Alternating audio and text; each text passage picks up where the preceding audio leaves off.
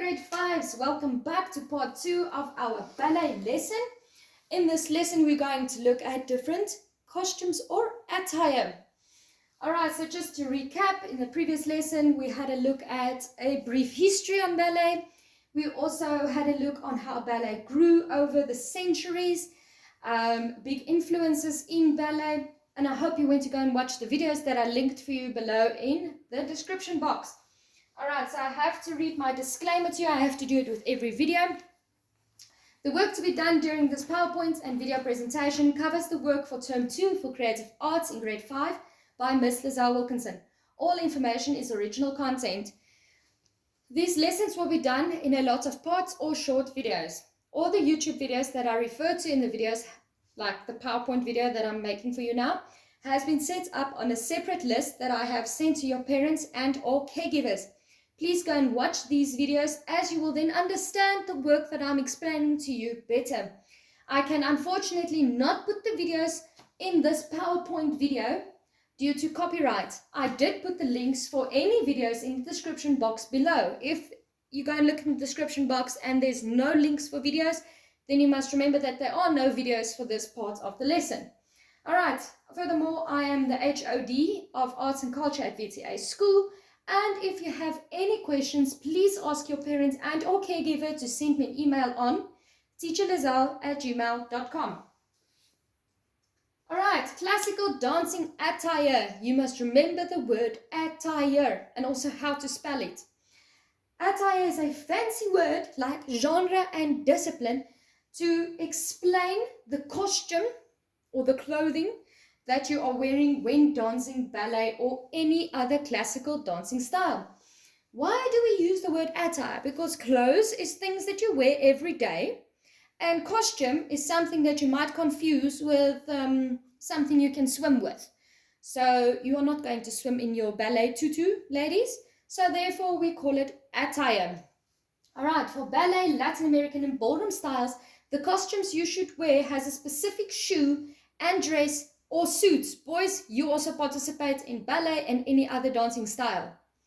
There are two main different classifications of ballet called the Cecchetti method and the Royal Academy of Dancing. So I started my ballet career dancing Cecchetti and I ended my ballet career dancing RAD.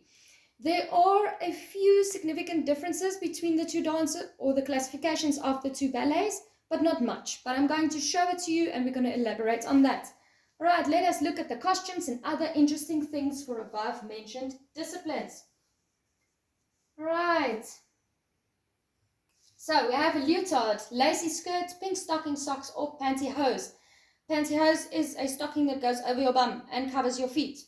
Stocking socks are socks that are made of stocking material, so it only comes up until like half of your calf. Alright. Then furthermore, we have soft sole pink ballet shoes made of faux leather. F-A-U-X, faux. It means fake. It's a nice word or a pretty word to describe fake. Remember that word. It's important for assessment purposes. Alright, young ballet dancers in both classifications of ballet wear the same ballet clothes with minor differences such as the colors of the attire or like different styles. So if we look in the top left-hand corner, you will see the little girl standing there with a leotard, has got a pink leotard on with sleeves and her lacy skirt is overlapping. That is the classical attire for RAD, alright, the Royal Academy of Dancing type of ballet. If you look at the photo of the little girl in the pink leotard just directly below, you will see that the skirt does not overlap and the leotard hasn't got sleeves. That is the classical attire for Cecchetti. And then both classifications wear the pink ballet shoes with one single piece of elastic over the shoe. As you get older, you can decide how you want to put those elastics on, but as a starter ballerina, like a tiny baby, we call them those pink sausages because they're all dressed in pink. They only have one elastic over the shoe. Alright, then as you get older, you will see that the colors of the leotards differ. As the girls get older, the attire changes slightly. This is to ensure that the ballet teachers and or adjudicators are people that give you marks when you dance your exams or in our state fit or competitions. So remember that word, it's also very important. So the leotards differ in color so that they can see on what level of dancing you are. Right, moving on to Ballet Continued. In winter, we do also have a ballet attire with long sleeves. You can choose to wear your summer attire, but it's mostly very cold, so we use winter ballet attire. All right, with that goes leg warmers. I will bring my leg warmers to school for you so that you can see them. I do actually still have them. It's like a fluffy pants kind of suit thing that you put over your legs, and it keeps your muscles warm so that when you do one of those fancy jumps, you do not hurt yourself.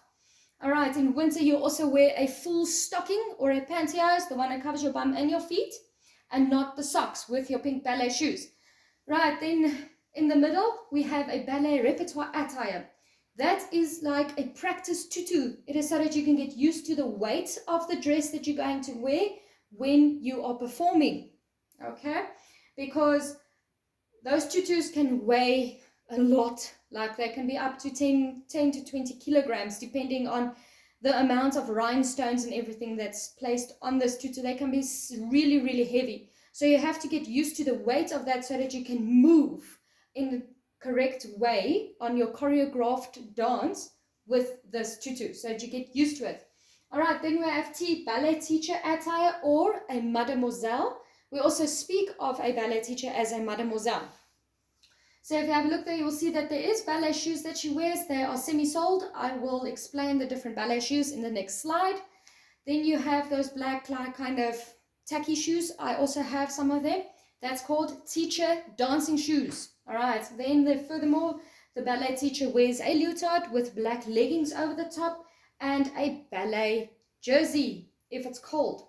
So this ballet jersey, the pink sausages from the tiny babies, you can start dancing at the age of 3, so you can barely walk. Then you can start dancing, and you can dance up until you're like 80 or 90 years old, depending on how fit you are and what your body allows you to do. There are very old ballerinas in this world.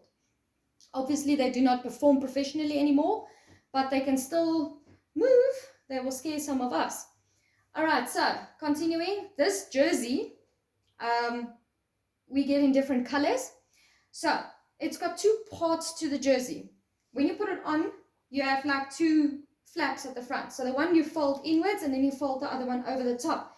There's a hole on your left-hand side, on your hip. There's a little hole there. There's a ribbon from the right-hand flap, and you put it through the hole around your body, and then you tie it in a neat bow on your right hip. All right, continuing to the shoes. The shoes ballet dancers wear also change as the dancers get older. So the first pair of shoes you see there is soft pink ballet shoes with a full sole. The gray part is what you step on. Then you get older, and then obviously your shoes have to change. So then you have semi-sole shoes, because now your foot is used to bending and pointing. Now you bend your foot in different directions, so you need more flexibility. That's why you get semi-sole shoes and then demi-points. Demi-points is a shoe that trains you to go on your tippy toes and then down directly again, and then go on your tippy toes and down again. It's not got a hard block on the front, but it's just for training purposes before you go on to pointe.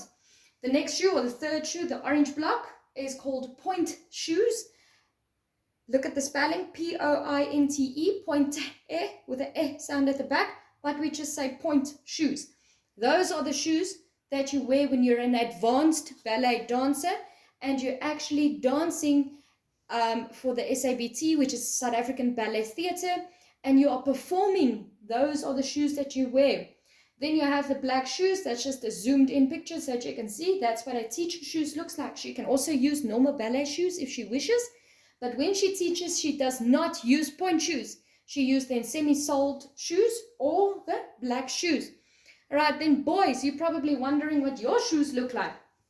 They are just normal fabric shoes, and they are in white, and they have a double elastic over the top of your foot. But I will show you a picture as this lesson progresses. All right, there are different types of pointe shoes too. As you can see, there is 1, 2, 3, 4, 5 different types.